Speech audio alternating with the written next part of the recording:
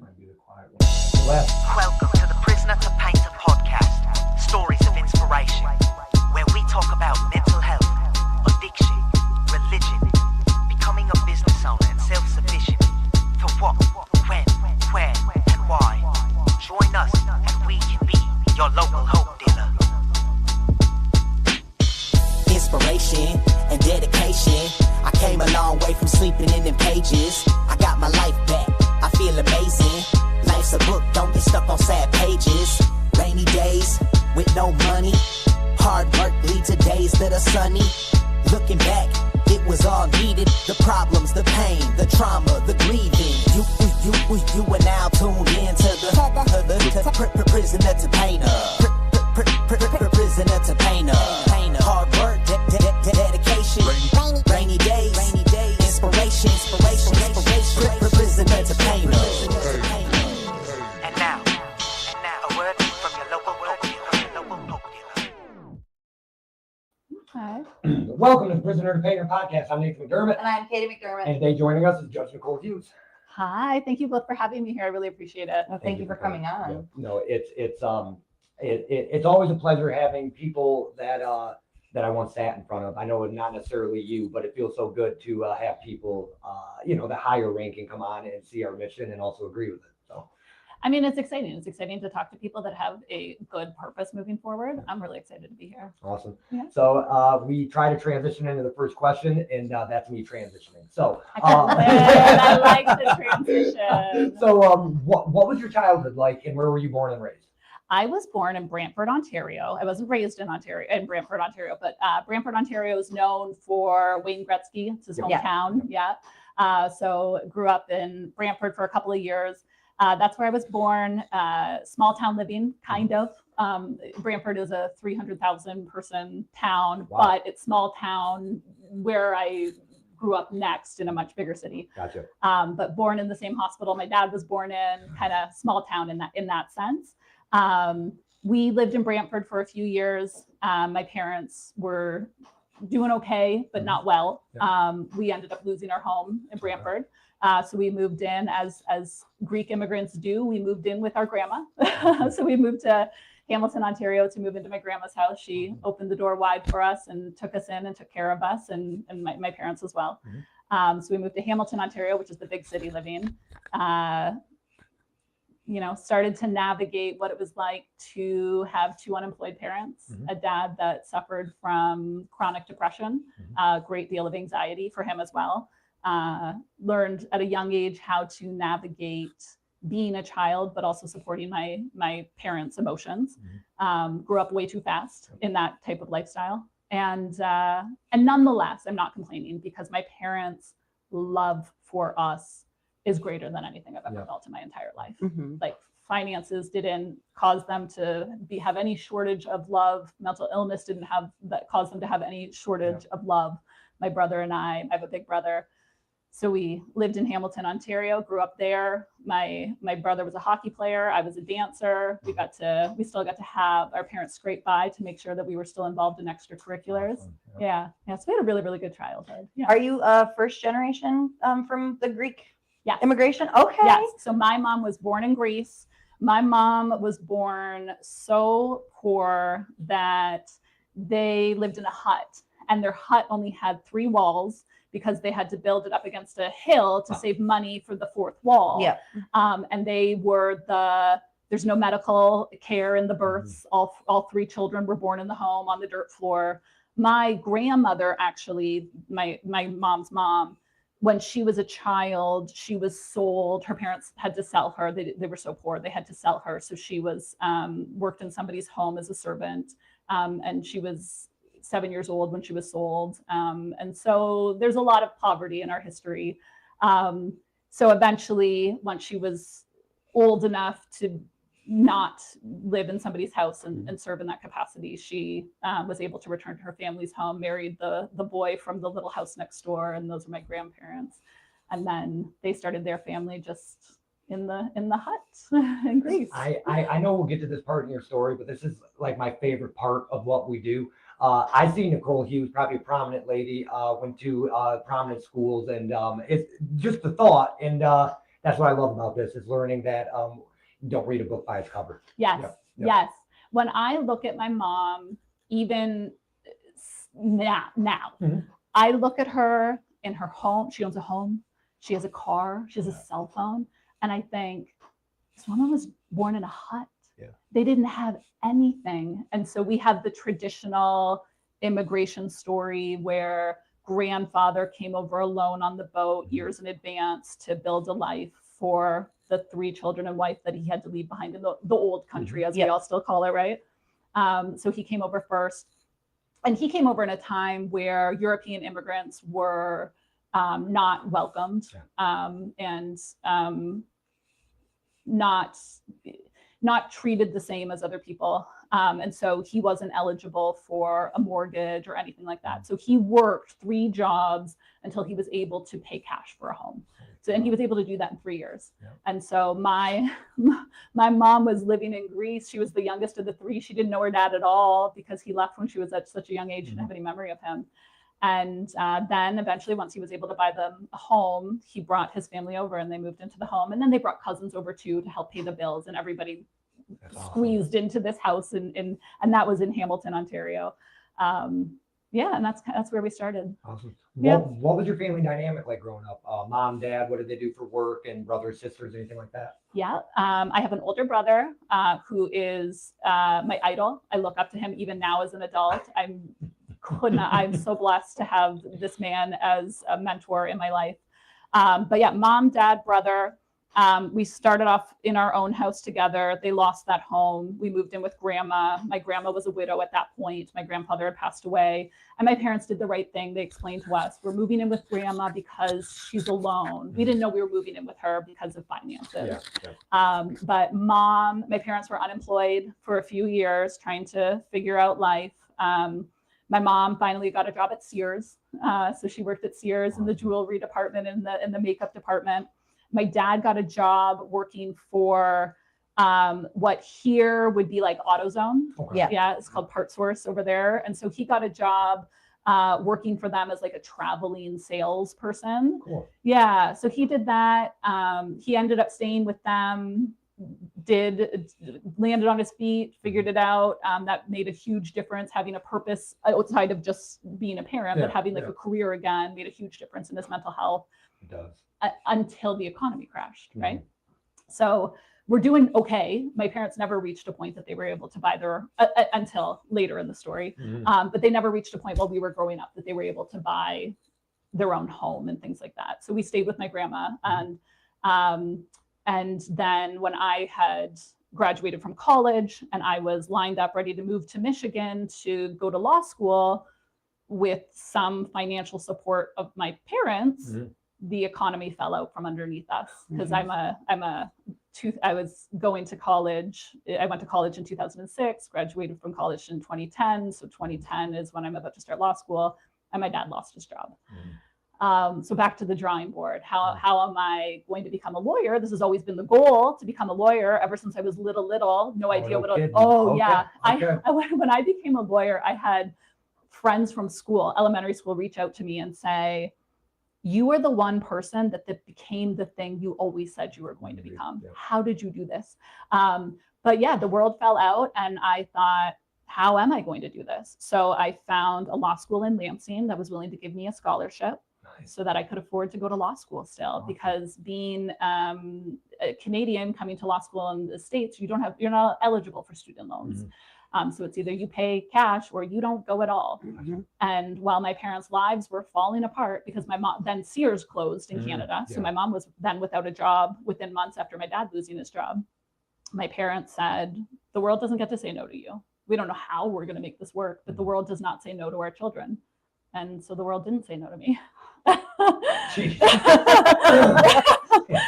Okay, so I know a lot of times when people immigrate to a different country, they will either stay rich in their culture or they'll kind of like assimilate because of like people not accepting them or society not being understanding of that. Did you get to keep a lot of your family's culture intact? I did until a point. So my mom and my grandma were very different. My grandma was, we are Greek through and through. My mom was, I'm so embarrassed. I want to be like everybody else. Right. So her English was not her first language. Her accent was embarrassing. In addition to that, my mom is hearing impaired. She never had financial access to hearing aids until she was well into her adult life. So she somehow is learning not one, but 2 languages and actually can't hear how to phonetically pronounce words. So she had all the struggles too. An uphill battle, So while my grandma was with us, and especially while we were still living with my grandma, we were Greek. We went to church on the weekends. We went to Greek Orthodox church where the entire service was 3 hours, all in Greek. No English. My brother and I don't speak Greek. We have no idea what's happening, but it was beautiful in there. So okay, and we get to spend time with mom and grandma. So okay, we did the traditional Greek Easter. Orthodox Easter is a different calendar than Christian Easter. And so there's a Greek tradition where you dye eggs red and then you smash the 2 eggs together, and whoever doesn't smash is supposed to prosper that year. We would do traditions like that. On New Year's, you make spanakopita, like a pita with spinach inside. And my grandmother, and this is a Greek tradition as well, you hide coins in it. So you cut the spanakopita, and then you're all pounding your fork into, and whoever got the coins was supposed to have like a prosperous year. So we did things like that a lot. We did the whole big fat Greek wedding where we would go and dance and eat an opa and all that stuff. But when my grandma passed away, we did do the Greek church funeral. And there was a point even with my mom where she was considering not doing a traditional Greek funeral. And I was so emotional about that. I said, no, this is important to Baba. She went by Baba because we also have Macedonian heritage, Greek, Northern Greece. I said, it's so important to Baba to go back to the Greek church. Her body needs to go into the Greek church one more time before she's gone. So we did the traditional Greek ceremony. And when we were walking out of there, we kind of looked at each other and we said, we don't feel like we're Greek anymore. And it's kind of fallen off from there. We don't do my mom still has pride in being Greek, but we don't have the ceremonies anymore or the rituals. Did you have a favorite cereal growing up? Chocolate Cocoa Puffs. Okay. There was something about that type of chocolate though that was almost too tart to be, and yet that was my go-to. I don't know why. Before we get into schooling and you getting over here, if you could go back to one day in history, just to observe, you cannot change anything. What day would it be and why? This is a very selfish answer because this is not about our community. This is not about the world. This is about me as a parent understanding a parent's love. So the day that we lost our home in Brantford and we moved to Hamilton, I told my dad that I hated him. And he is now no longer with us. Sorry. No, that's okay. And he told me honestly as an adult that was the hardest day of his life, was hearing that his little girl hated him because we lost our house. And if I could go back and watch that to give myself perspective on how hard that moment must have been for my dad, and to know that despite that, I do kind of remember it, I was so young, he wasn't angry with me when I said it. He didn't guilt me, nothing. He supported me. And to be able to pull that patience, that unconditional love and pull it forward into my own parenting, as hard as it is, I think that's the thing I would just want to watch from somebody else's perspective. This is why I do enjoy bringing politics into it. This is why I do enjoy interviewing people, is because that, I believe, is what will make people, that makes you a good judge. I mean, that's the way that's not about community, but that's sure. It's reflective enough. That showed you were going to make a great, well, you already made a great judge. Well, thank you. Wow. The perspective, being able to see other people's perspectives, even when you yourself didn't understand at the time, but to be able to look back and try to understand. What was your favorite subject in school? Like before you get to college and stuff, what was your favorite subject? One was gym. I loved gym because I was an athlete. I did well in playing sports. I was a dancer my whole life up until I graduated from college. But the other one was history. I loved history. And of course, that explains why later I was so focused in law. But I loved history. I loved learning about what different cultures had been through in the past that helped shape what our present and our future looks like. I was so interested in that. Even especially going to high school in Canada, Canada has such a huge interest in the States. And so I took American history in Canada. And I think that was my favorite class. You just reminded me of a question I didn't know I had. So perfect. America teaches history, but the winners write history, not the losers. So did Canadian history about the States teach you anything that we might not have learned about ourselves? That's a hard question. I don't know. I don't know that because I have only ever carried forward the things that I learned there. I have not yet experienced, because my husband is a huge history buff as well. And we talk about history a lot. I have not yet discovered a topic where I'm like, wait a second, that's not what we learned on that. So I don't know the answer to that, but I'm sure there is an answer to that somewhere that I just don't know. What is your Roman Empire when it comes to history? Oh my goodness. So this is not exactly an on-point answer, but when it comes to history, ancient history as well, I'm Greek, right? Yeah. And I've been to Athens. So having been to the Parthenon, having been to see the ancient ruins, and having done a guided tour, listening to all of the information about the Greek gods as well, not even necessarily actual ancient history, but Greek gods and theology and theory, anything Greek, essentially. I'm just so interested in it, but it's not exactly an on-point answer to your question. No. This is one thing I don't know, it's probably controversial, but I do love saying it. I read something that said, the Christian God says, you will put no gods above me. And that leads me to believe that there must be other gods if I'm not supposed to put any other gods above you. And I just think that's funny, you saying Greece gods. Yeah, so, I've heard that before too. And I've read that, maybe honestly, just to bring it down, in a meme somewhere too, right? Yeah. But yeah, no, that I've heard that perspective too. And I will say I am, and this is just making it personal again, having grown up in a Greek Orthodox church, but also having a very Methodist father, pretty much Christian views. There's not a big distinction between the Greek Orthodox Church, although there is a huge distinction when it comes to Greek theology. Gotcha. Yeah. What was her favorite teacher? Did the history teacher correlate, or was there Mr. Stewart. Mr. Stewart was my favorite high school teacher. Mr. Jacani, who was actually the gym teacher, was my favorite elementary school teacher. And I had the pleasure of having him for both 6th grade and 7th grade. And he was the gym teacher. I had him every year. And when I was in 8th grade, I was valedictorian, whatever that means for 8th graders. And the day they announced it, they did over the PA system, announced it. And I went running down the hall to tell him, because I was so excited to tell him. And he sat me down and he gave me advice that is still amazingly applicable to the situation I'm in right now. And he said, this is going to make some people uncomfortable. When there are other people that want good for themselves too. And sometimes it can be uncomfortable. So just make sure that you're acknowledging that while you're excited for yourself, that there are other people that might want it too. Yeah. Wow. Yeah. Fair enough. It was a nice way to just speak to a kid. Yeah. I was like, what an amazing lesson he's giving me. Yeah.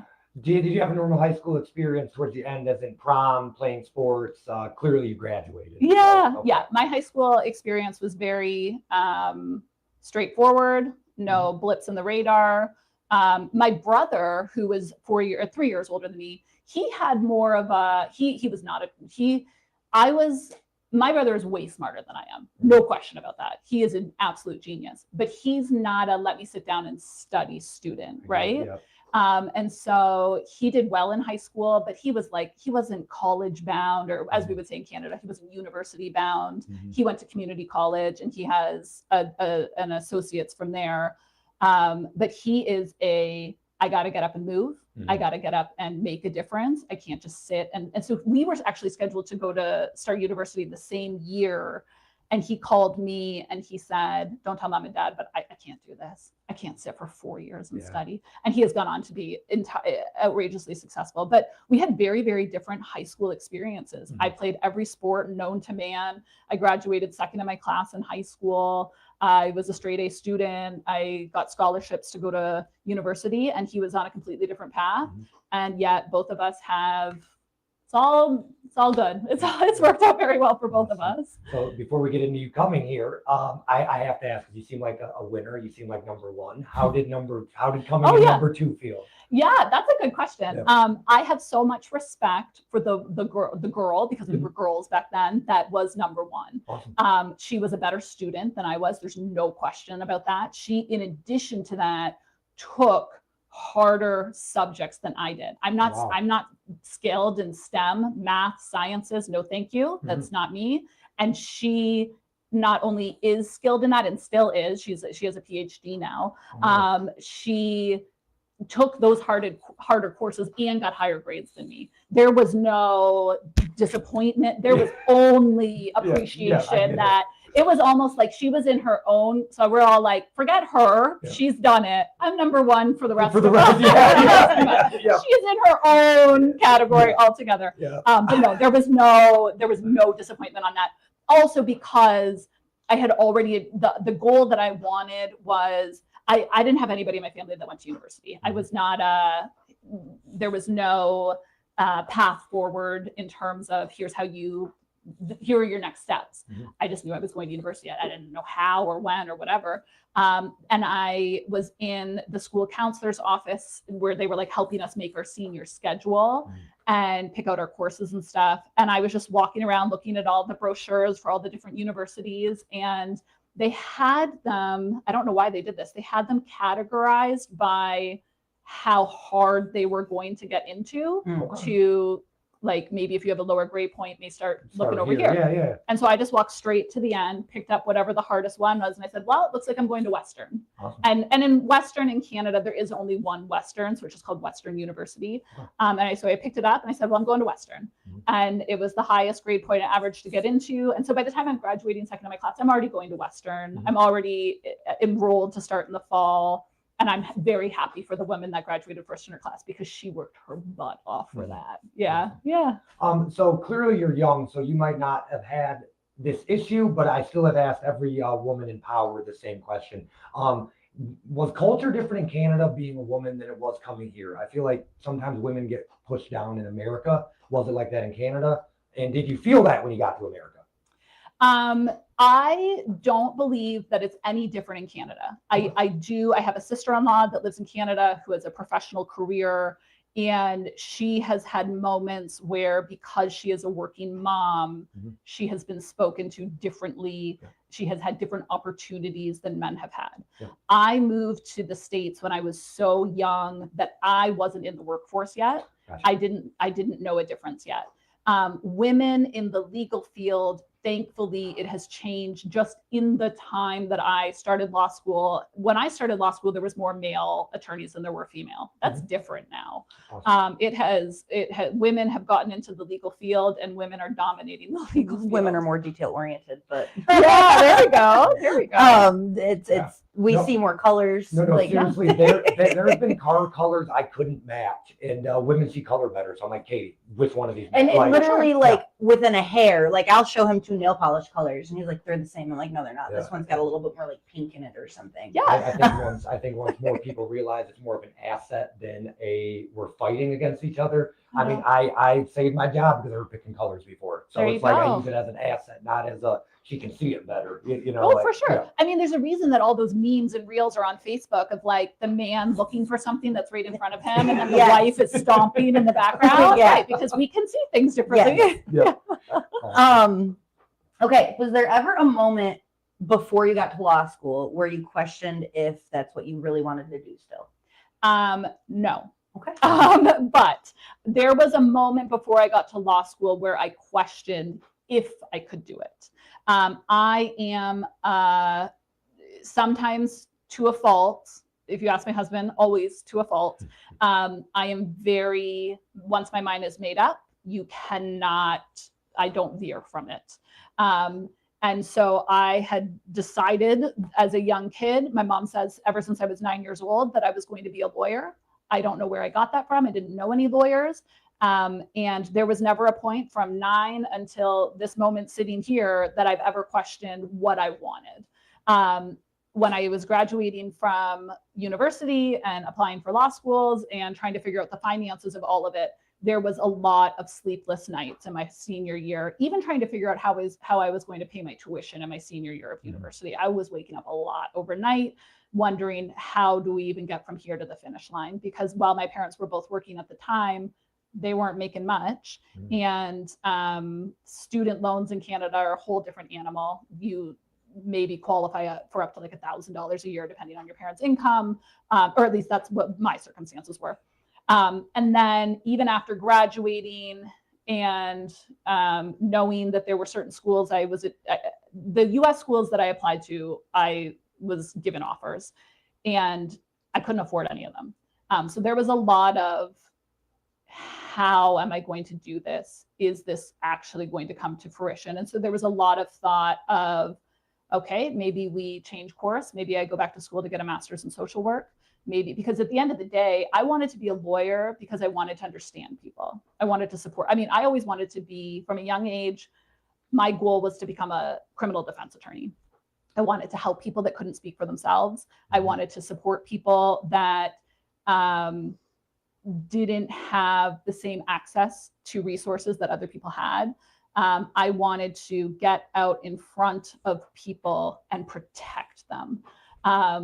And so much so that when I was in university, my undergrad degree is in criminology and my minor was in social inequality, because the two go hand in hand. In my opinion, for the most part, and statistically, actually, a lot of criminal choices are not choices. Yes. Right. Yeah. Right. We have to look downstream to see what happened before we're acting upstream, or vice versa. Yeah.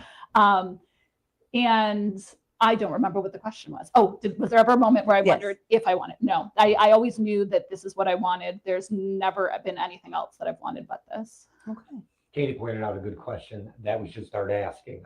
So I was a prisoner to the bottle, prisoner to sin, found automotive painting. That's a prisoner to painter. It's transitioned into a prisoner of something, painting a new picture. Did you ever feel a prisoner of something? Finances. Understand? Yeah. I have memories of foreclosure notices coming to our home as a child. I get it. I have memories of the for sale sign in the front yard of my childhood home.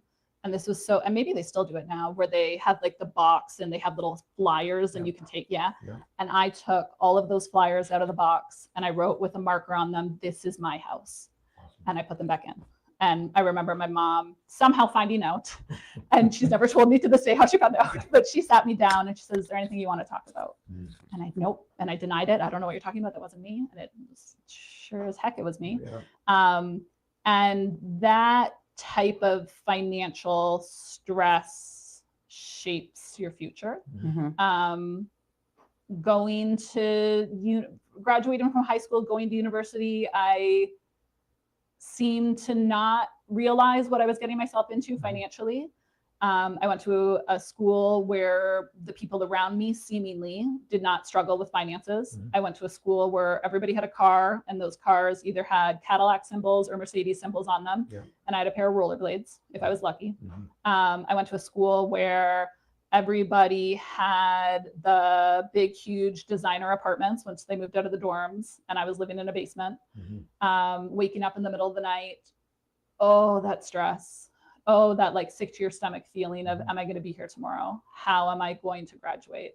So there was a big portion of my life that I wondered how I could become the thing that I knew I was built to do when I couldn't afford to become it. And that's not unique to me. Let's look at the world. Like, there's everybody around us, and so many people in my courtroom are coming in, even just probation, wondering, they're waking up in the middle of the night, how am I going to pay for this? How am I going to not end up in jail because I can't afford this? Yeah, I remember being a prisoner to finances and not ever knowing if there'd be a life at the end of the time. I truly believed that I truly believed I would never own a home or a car. I truly believed that. Everybody loves an underdog story, though. That's awesome. So you went to Western, is what it sounds like at first. How long did you attend there? And then did you have a favorite professor during your stay there before you came here? Yeah. So I was there I did my 4 years there. I ended up, my dad set his ego aside and sat down with my grandma and said, we just need $1,000. We just need $1,000 to get her from here to graduation. Awesome. And my grandma said, don't say anything else. It's for my granddaughter, of course. Awesome. So I graduated. My favorite course, and the professor that taught it, whose name is fully escaping me, but my favorite course was forensic psychology. And so it was like how does psychology and the courtroom and the justice system combine? And that was the moment where, because I wanted to understand what makes people tick, what is the underlying cause of criminology, what is this? And sitting down, and I mean, the whole course ended up being about social inequality, really. It was so eye-opening. I loved that. I made a mistake. Well, not a mistake. Is there anything from childhood or up until this point that I might have steered around, something that when I invited you on, you said, I want to talk about that, and I missed it? Not necessarily, because I think I've hit on the unconditional love that my parents brought to our lives. Awesome. Not everybody gets that. I agree. Yeah. And so while we had so many obstacles financially and in terms of my dad's mental health, there was never a day that I wondered if I was good. There was never a day that I wondered if I misstep, will people still love me? There was never a day that I was scared to come home. And I resent for the world that there are so many children that can't say that. So I think that I know that's something that I wanted to talk about, is like, yeah, there's a lot of pain and struggle when I look back, but I really don't have anything to complain about. My parents loved us so much. Awesome. Yeah. I know this is jumping around, but we'll get back on track. But the type of judge you are, and clearly that motivation doesn't come from childhood. Was there something that made you want to be a domestic violence judge? So I don't have personal experience with domestic violence. Yep. I didn't grow up in a household that included it. So much so, as far as I'm aware, or as far as I was exposed to, didn't even have friends that had that in their lifestyle. Awesome. Instead, it's my overachiever persona that led me to. I'm speaking to you. That led me to this. So when I became a prosecutor, and to take a step back from there, because I wanted to be a defense attorney. When I was in law school, I interned as a public defender, and I also interned and then worked as a paid employee, a paid attorney for the Innocence Project. When I was in law school, I did both a law degree and a master's of law. And my master's of law is focused in criminal advocacy. And criminal advocacy, my thesis was written on the use of recording devices for criminal interrogations and how that affected false confessions. I co-taught a course called Wrongful Convictions. I was so focused on making sure, I'm a true believer of one wrongful conviction is too many. And so having had the opportunity to be a public defender and to have an opportunity to work at the Innocence Project, I've made it. This is what I set out to do. I've made it. Working at the Innocence Project in Michigan does DNA testing. And it is one of the most mind-boggling things. And I say this as somebody that went and spent my career as a prosecutor after that. DNA testing in Michigan I don't understand why it's not consented to every single step of the way. So there are people that petition, that write to the Innocence Project and say, either I was convicted so long ago that the DNA testing that was used in my case is outdated, or I never got DNA testing at all, or let's redo the DNA testing. Maybe it was, and there's other theories there too. And the Innocence Project, at least when I was there, I can't say that the same is true right now, but I do believe it is true. The Innocence Project comes forward with, if they meet the statutory requirements for DNA testing, they come forward with a request for DNA testing coupled with the money to do the DNA testing. They're not banging on people's doors saying, hey, taxpayers, come pay for this. And yet, at least when I was there, 9 times out of 10, those DNA petitions were met with argument from prosecutors. And I still, to this day, don't understand that. Like, if a prosecutor believes that you have the right person in custody, if the prosecutor believes that this is a rightful conviction, let them pay for the DNA testing. I will say, I can appreciate from a prosecutor standpoint, somebody saying, we're removing the finality and the closure for that victim's family. To have to re-traumatize them and open the door again. I 100, having been in those shoes of having to rip off band-aids and open wounds again with people, I hear that. I just, back to one wrongful conviction is too many. And so I got to work on DNA petitions. While I was at the Innocence Project exonerated people. I remember sitting in the courtroom in Wayne County, watching a man be told that his conviction was overturned, that he was in fact actually innocent. I mean, I remember sitting there, I couldn't see anything because I was bawling, crying so hard. And then I remember being there. MDOC had already transferred him to Wayne County, so he was in the jail because everybody knew what was happening that day. And he was released from Wayne County, and we got to stand there with him and celebrate. And just unbelievable.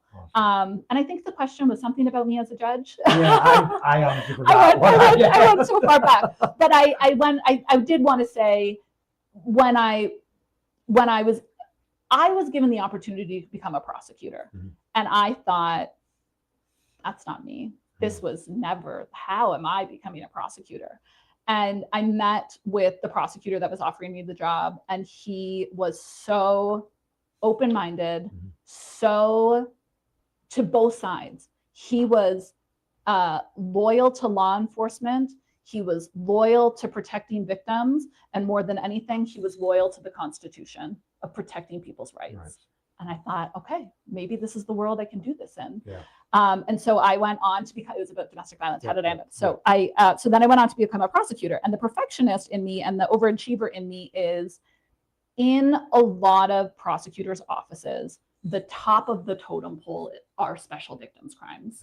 You aspire to be able to handle, they're especially heinous. Sorry. No, they are though. They are. No, we have big SVU. Every episode of SVU from just You can imagine. We've probably seen them 12 times a piece. Not even. There you go.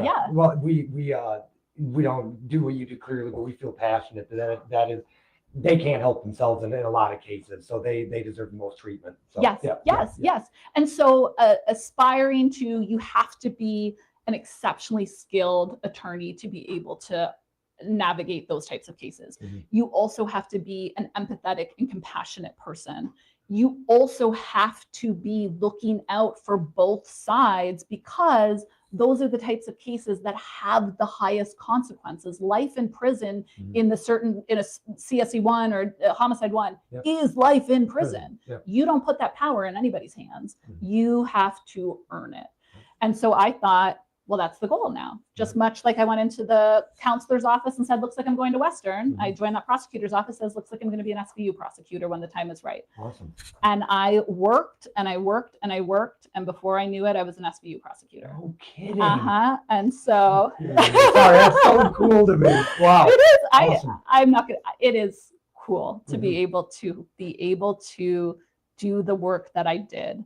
And so before I knew it, I was specializing in criminal sexual conduct and domestic violence. I was handling domestic violence homicide cases, and I was advocating on behalf of the truly voiceless, people who have had their lives taken, people that are so traumatized that they are cannot possibly come into a courtroom and speak against the person that did these Mhm. things to themselves or their family members. And I got to do that work. And I got to do that work for a long time because it actually did not take me as many years as I thought it was going to take me to be entrusted with that type of work. And so I served in that role for a long time before I became an assistant attorney general. How did you navigate like secondary trauma and burnout when hearing some of the most heinous things that people do to others, regardless of the conviction of the person, just hearing what they went through? How do you navigate like not holding on to that? Good question. I'm still working on it. I can still hear the cries of the wife and the mom who lost their son. I can still hear the screaming and agony of that wife who was pregnant when her husband was murdered in front of her, who then went on to give birth to a baby boy that will never meet his father. Yeah. When at some point in my career, a person that was working in the SVU bought us all books called Trauma Steward, because that's what I was.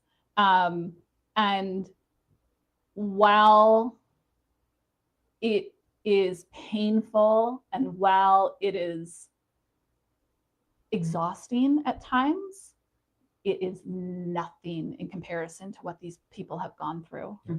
I didn't watch the man be stabbed to death while pregnant with his child. She did. And yes, it might hurt me to carry that for her, but I am, at the time, was so privileged and so honored to carry that for her.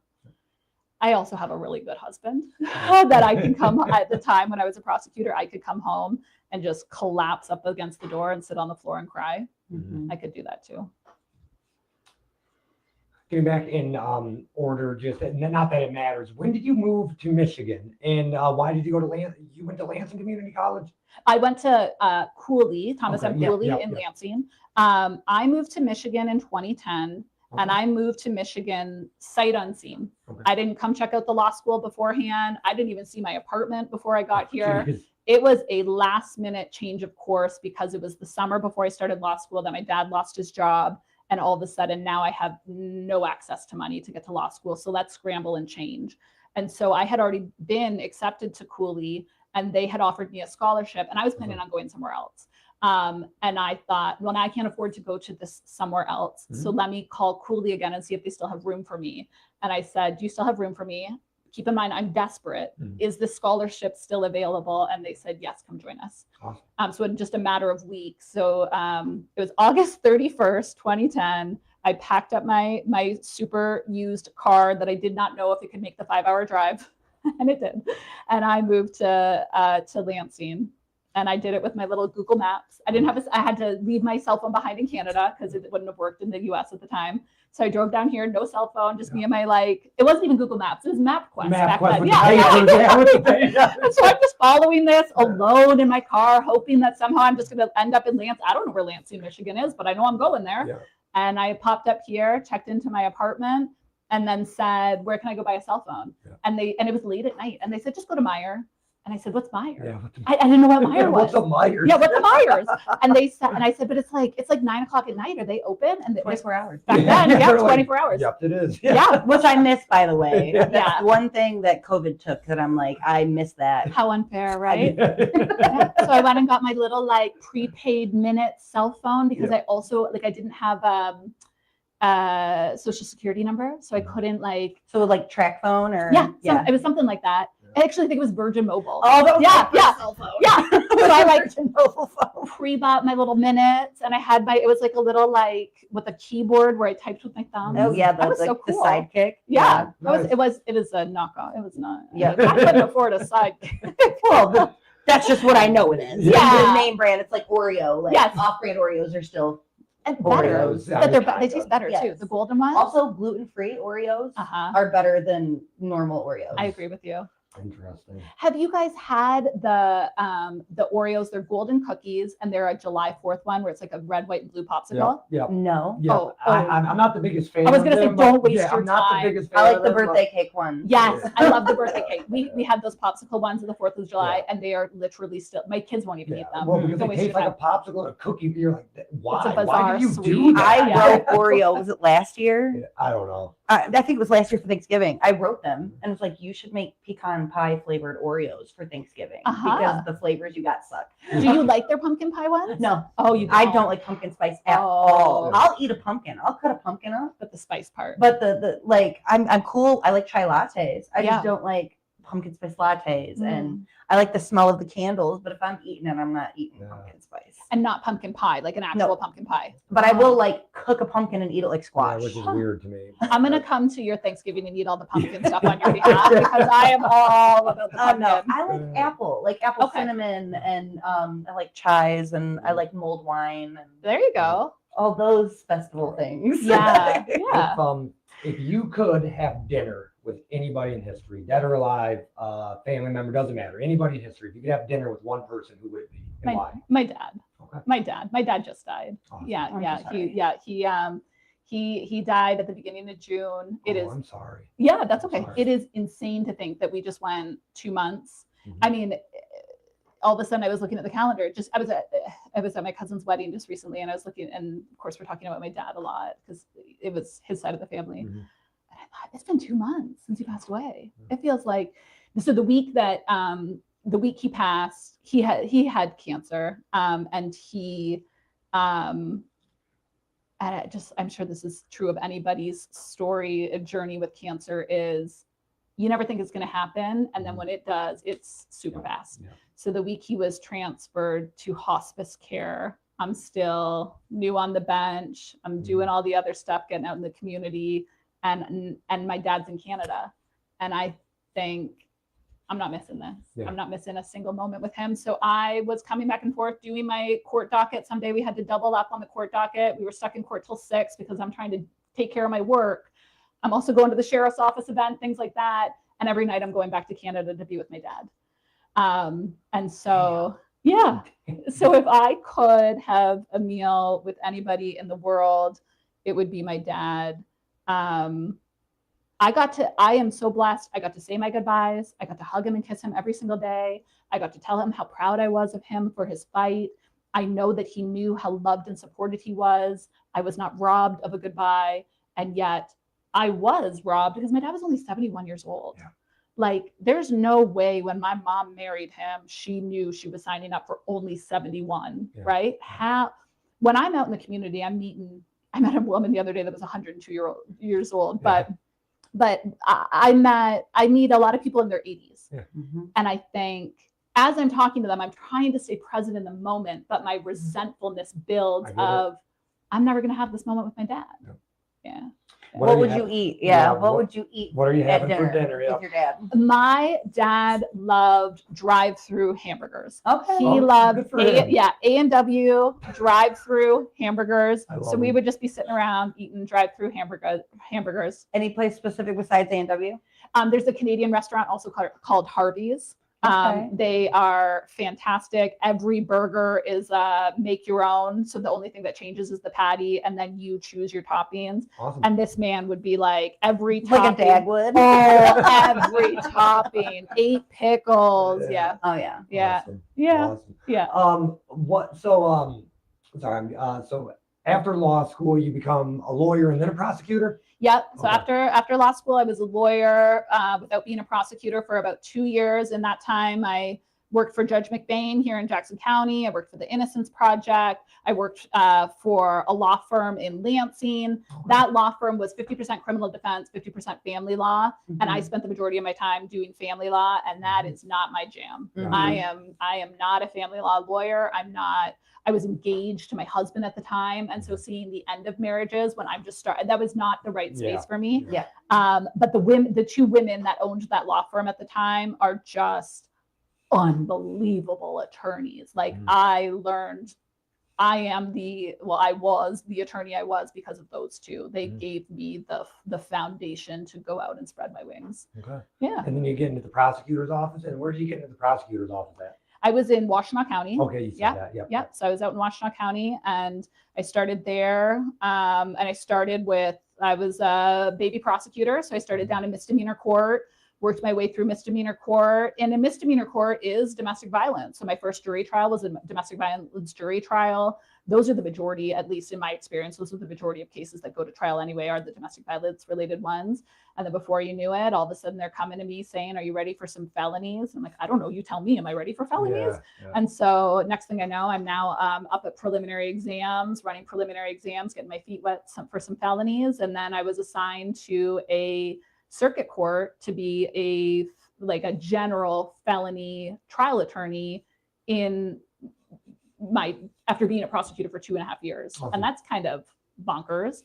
Yeah. So did that. And then as that was happening, the administration over there at the time was very secretive. And it's a different administration back then, but very secretive about what your assignments are going to be and things like that. And I'm really big about manifesting things. I'm really, really, you can talk anything into existence. Oh, yeah. For sure. Yeah. For sure. And so I'm seeing that there are some cases kind of finding their ways onto my desk that are special victims.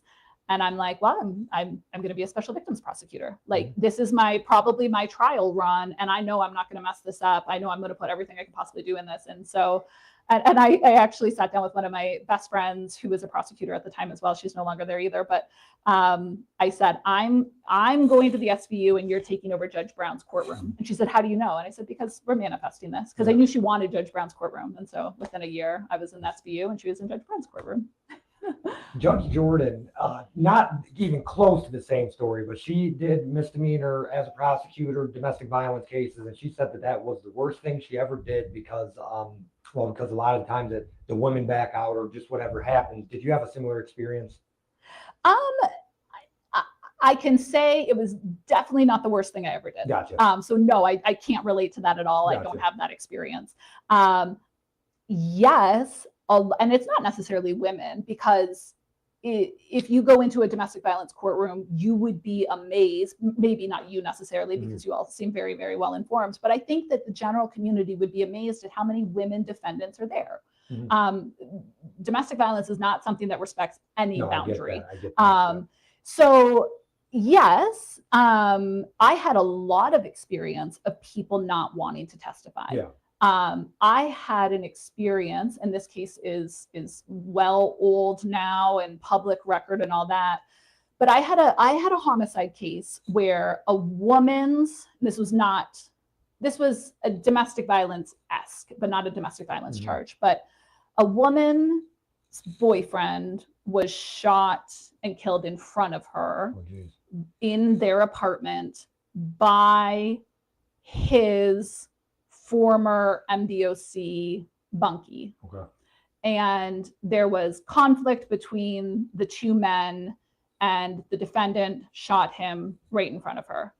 And now it's time to prepare for trial.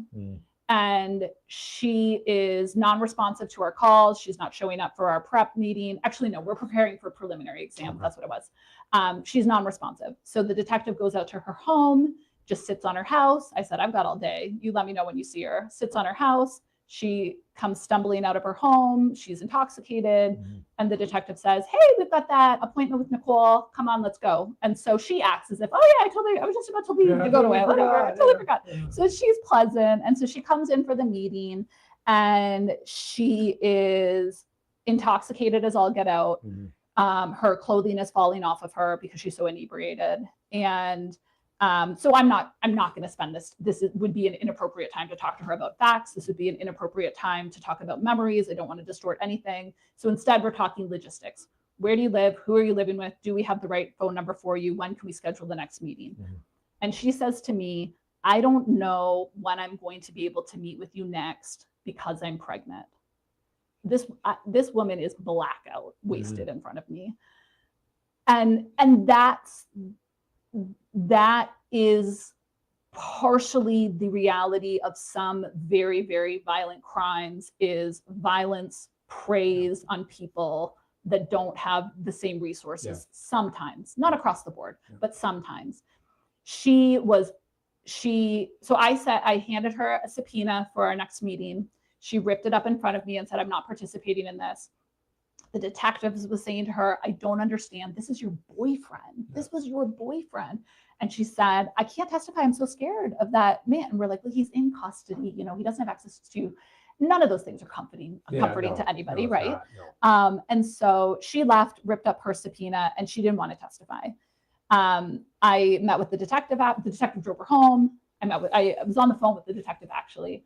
And I said, I don't know what I'm going to do. Like you have the option of doing a warrant to hold her in custody until she testifies. She's pregnant. She's clearly suffering from substance abuse. What are the right decisions here? Yep. And the detective, and I know it's going to come out a little bit funny, and it's unfortunate that there's comical aspects of any of this. And the detective is on the phone with me and says, Nicole, you're not gonna have to worry about any of that. She just got in her car and she's driving down the road. She's going to be in custody. I'm about to arrest her anyways. So. So she arrested her, and then she ended up, I'm thankful that I don't have that on my hands, that she was, I don't know if I could have stomached that, but she's in custody and she's testifying in the exam now in custody. She's sober because she's been in jail for a few days.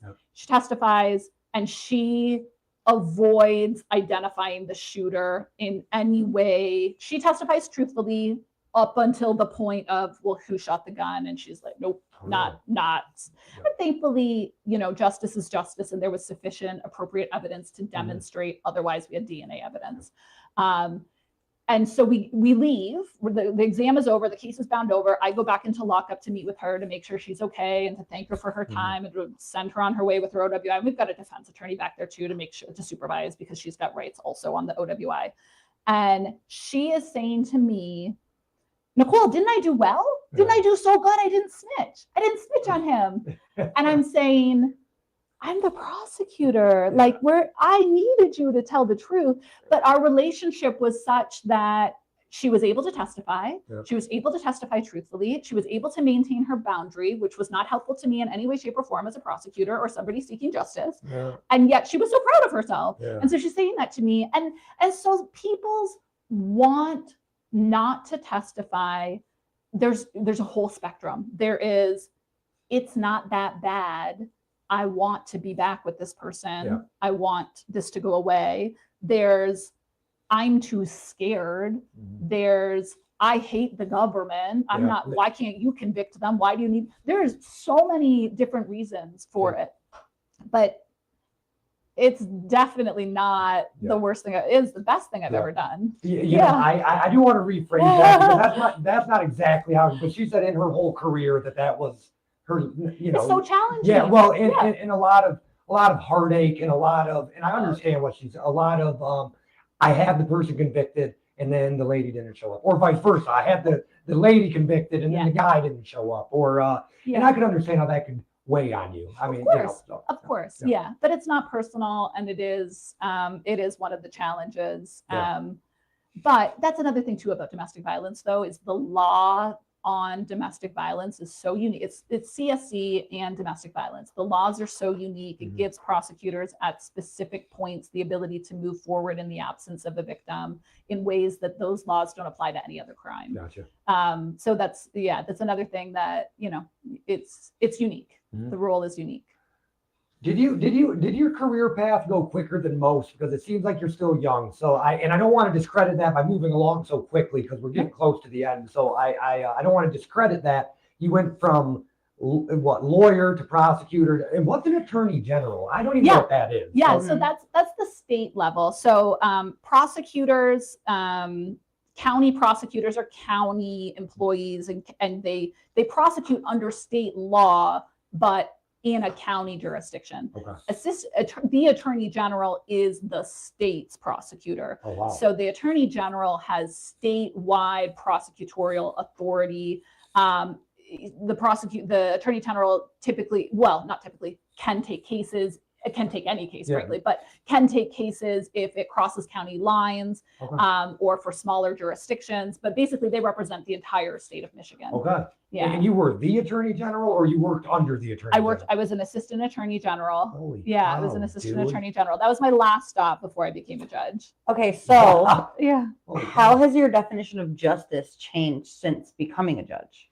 My definition of justice, before becoming a judge, was, and I'll do the timeline. But before becoming a prosecutor, my definition of justice was simply one wrongful conviction is too much. Mhm. And then I became a prosecutor, and we added to it. One wrongful conviction is too much, and victims have constitutional rights. Right? Both things are true. Yep. We have to adhere, and the before becoming a prosecutor was all about the defendant's constitutional rights. Our system is built in a way that we must safeguard those at every single step of the way. Yep. When I became a prosecutor, I really opened my eyes to realize that every single day as a prosecutor, my job was to protect defendants' rights. Every single day, that was my job. And at the exact same time, my job was to protect victims' rights as well, because victims have constitutional rights as well. So just as much as I would never violate a defendant's constitutional rights, similarly, I would never make an offer in a victim's rights crime without informing the victim and violating their rights. As a judge, those two things are what I'm doing every single day. Now, what was immediately eye-opening is, as a judge, my role is not to advocate. My role is not to participate. My role is to observe and to make the decisions. And in every single step of the way, I'm making decisions that are protecting people's constitutional rights, whether they are a defendant or a victim. Both are equal. And it has been so interesting in a domestic violence court that so a lot of people think of judges as simply determining whether somebody is guilty or not guilty, that's all they do. Yep. That I've yet to do that as a judge. And I don't think I'm going to be doing that anytime soon. The question of whether somebody is guilty or not guilty, somebody is entitled to a jury trial or a judge trial. Domestic violence cases often go to jury. And so I'm in a position where the majority of my work is happening up front. What type of bond conditions do we need to protect people, to give this person who is now in my courtroom the ability to move forward, to maintain their employment, to find sobriety, whatever it is that they need. Right. How can we do that together with these conditions? But the vast majority of my work is post-conviction. My Mondays are people that are on probation. My Mondays are meeting with people that the majority of them are doing really, really well, doing everything they're supposed to do, navigating the program, doing their groups every week, doing their substance abuse counseling, doing their individual counseling. And it's a lot of my Monday, the attorneys disappear, the formalities disappear, and we are supporting people in their journeys. We're supporting people who are struggling. Where also things can get real serious real fast if we have violence as a violation. Those things happen, and that gets real serious real fast, and all the formalities come back. But to answer your question, justice is a whole picture of everybody's constitutional rights being adhered to, and making sure. I took an oath as a judge. My oath is to follow the law and apply it fairly and impartially to everyone. I don't get to dispute what the law is. I have to make sure that it is adhered to and that everybody is treated fairly. Are you a Libra? I'm not. I'm an Aquarius. Okay. Yeah. My second guess was Capricorn. So Facebook will gripe over everything. But I remember when you got appointed to the judge position. How did that feel getting appointed by the governor of Michigan? It was amazing. It was amazing. So I've never talked to Governor Whitmer. I don't know Governor Whitmer. And this magical moment where the day before I got a call from her staff that said, "Are you available tomorrow morning at 11:30 a.m.?" And I said, "I absolutely will be." Yes, Why should I? They said, "We might get an important call." And so now the next 24 hours, I'm not sleeping. I'm barely Stressing eating. out. Right? Yeah. I'm so deep in like, Governor Whitmer is going to call me to tell me that I didn't get it. And Yeah. everybody's like, why would she do that? Yeah, You yeah, know, like, yeah. you gotta like stop spiraling, Nicole. So, so then the next day, 11:30, I'm at the Attorney General's office. Actually, I was at work that day, and I'm down the hall talking to some of the people that I work with.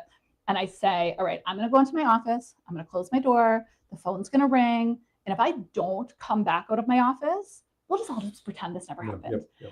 And if I come out excited, then we can celebrate. But if I don't come out, just disperse. Don't wait for me.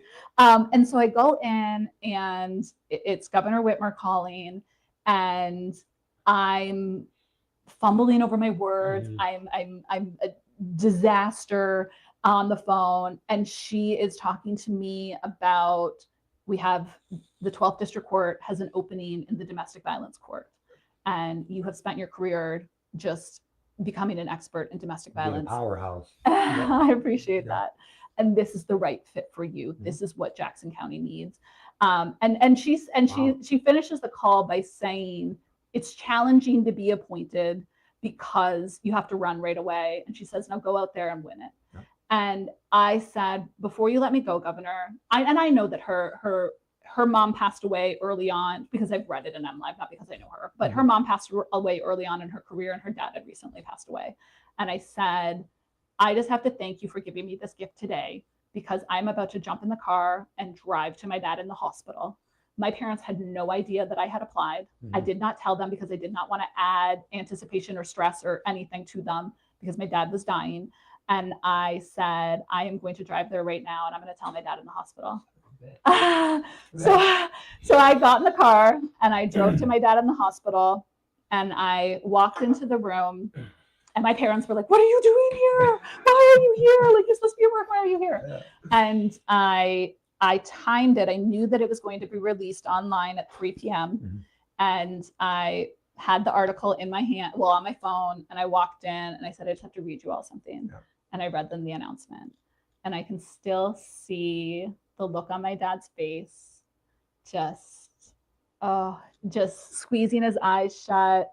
And I walked up to him, and I leaned over him in his hospital bed, and I put my head on his chest, and he just hugged me like I was a little girl. And he told me how proud he was of me. Awesome. And I had that memory with my dad. Awesome. Yeah, it was an amazing, having my children, of course, are the best days of my life. Yeah. I should also include marrying my husband is up there too. Right. But having that moment with my dad on that day was everything. Awesome. I was going to ask the painting now question if we're ready. Yeah, and we're almost to the wrap-up questions. One more thing I want to ask before the wrap-up question. Where do people go vote for you? When do they vote for you? How does that look? What does the election for judge look like? Because we just did the mayoral preliminary. And it might be the same day, I don't know, but just to inform us. Yes. So election day for the judicial race is November 3rd, just like the rest of the general election. A lot of voting in Jackson County happens well in advance of that. We have early voting in Jackson County. We have absentee ballots. So a lot of voting happens before that. But November 3rd, any polling station in the county, make sure people are registered to vote. Get out there, make sure you're registered. And November 3rd is the day. Okay. And it's two people running, correct? You and then Mr. Lyons. Yes. So, okay, awesome. Yes. Yep. And then there is a separate judicial election. You might see those signs. That has nothing to do with my race. Yep. Actually, Mr. Hopkins was my lawyer, and I got to interview him too. So that was super cool. Wonderful. And then now we get to interview prosecutor Stormy McGee running. So, so we get to interview her next. Look at the things you guys have. Look at the things you guys have accomplished. Yeah. This is fantastic. Yeah. Thank you for coming on. So, of course. Nathan asked you if you're a prisoner to anything, and you said finances. So we're prisoner to painter because we want to show people that we're a prisoner to any sort of thing, and then how they got out of it. And then now, what are you planning on painting? Like what future are you painting for yourself and your family? Two answers to that, but I'm happy you said family because that's my first answer. Awesome. Ever since becoming a judge, I have had to spend less and less time with my children. I miss them tremendously every single day. I get to wake them up in the morning and I get to say goodnight to them, and there's not a lot in between. I miss them so much. So watering painting my family after November will be my first priority. I have missed my little baby, who's not a little baby, is about to start kindergarten. I'm going to fully re-engage as mom again. That will be my first thing. As it relates to my professional life, people ask me all the time, because much like you've described, people, oh, you're such a go-getter, Nicole, what are your future career goals? This is it for me. This is it. This judicial role in Jackson County, serving as the domestic violence court judge, this is my end game. And my goal, however, is to continue to improve the court, because it is not a perfect science by any means yet. We are on our path there. So when I took the bench, I brought back those Mondays. They didn't exist before. I brought back the face-to-face time with the judge, encouraging people. We have the whole treatment team in the courtroom. We have connections with Home of New Vision to make sure that if there's somebody in crisis, we're immediately with them. I restructure. Yeah, it is awesome. It's great. It's great. And we have so many connections here right in our community. We should be utilizing them. And to see Home of New Vision, it's one text message and all of a sudden, hi, I need help with this situation. And you guys take it from there. And it's unbelievable what the service you do for the community, that people are immediately getting access to inpatient, outpatient, even just day-to-day services to come out. It's unbelievable. But my goal for the domestic violence court is there's a lot of facets of it. One is funding. Like I said, domestic violence courts are kind of a thing of the future. The Supreme Court Administrator's Office has mental health courts, sobriety courts, veterans courts, and domestic violence courts are a thing for the future. So we don't have state funding for our court. So every day people are walking into my courtroom and they are seeing dollar signs on how much it is going to cost them to be successful in this program. So I've been looking into federal funding. This, domestic violence took a huge hit this year when it comes to federal funding. And so we're trying to navigate that. But that's an initial step for me. Is I expect the domestic violence probation is hard. It is so far from easy. There are some people that are tempted to say, just give me the jail time. I would be done faster and easier. And I thankfully have not I've had that experience one time where somebody says, I just can't. But being able to lighten the financial load so that people who first offense domestic violence that had substance abuse issues or mental health issues or even just problem solving skills issues shouldn't fail out of the program because they can't afford it. Right. So that's kind of step one. But the long-term goal for the domestic violence court is a place of accountability, making sure people are making change in their lives, people that, and part of accountability is being able to look at yourself in the mirror and be proud of what you've done. And I want that for people. And so, lots to work for in the domestic violence court. Do they still do the wheel, like the abuse wheel? The cycle of abuse, yes. Yes. I have seen people go in and learn about the wheel, and then it actually fueled them with new tactics. Yes. So, yes. I was just curious if that was still in practice. The cycle of abuse is absolutely still in practice. We also have one big skill is taking time out. That's a huge skill that people learn and often say, why was I not taught this in high school? There's another acronym that we use called it is appropriately used, but that it is called jail, but it's just accept it logically. And that works for people. There's a lot of tools in our tool belt, and we're just trying to hand out the tools to anybody that's willing to take them. Awesome. Yeah. Is there anything I didn't ask that I should have? Is there anything I missed? Is there anything you'd like to share? No, you did not miss anything. Perfect. But one of the things I wanted to say here today is a plug for Green Lights. Just genuinely, anybody that has not read Matthew McConaughey's Green Lights, needs to read it. Mhm. I read it when it first came out, and when I found out that I was coming on your podcast, and I was really hoping that your green lights is inspired by that book. 100%, Yeah, and a lot of 100%. people, I think she's the first person who asked You are the us. only Yes. person that's ever gotten Oh, that. Well, because I such a also good do book. red lights and yellow lights. Yeah. Both are not as popular. Yeah, But I'm like, it's clearly from that book. clearly from that book. I'm like, geez, guys. people need to read it. Yeah. It's fantastic. It is. It is. So then my only wrap-up question, what is your definition of success? My definition of success is pride and happiness. Does not matter what you're doing. It does not matter what your title is. It does not matter how much money you have in your bank account. If you can take pride in yourself in a day-to-day basis and you are happy, you are successful. Yes, ma'am. You forgot the legacy one. Oh yeah, what is legacy? Thank you. It's been 2 weeks. Give me a break. Yeah. What does legacy mean to you? Legacy for me, on a personal note, it brings me straight to parenting. My legacy, I hope, is in my role as mom, because that's my most important role.